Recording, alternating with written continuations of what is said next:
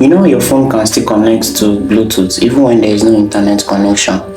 Pollinet just figured out a way to send Solana transaction through that.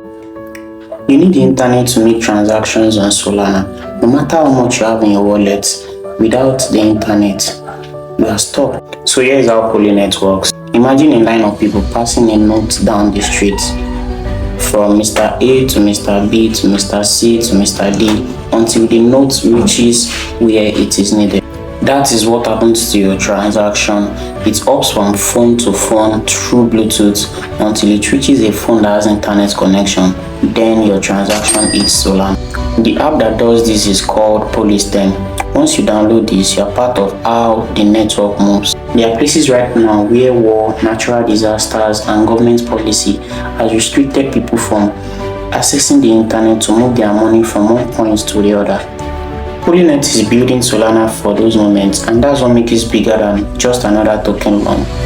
Download Pollistem, connect your wallet to join the network.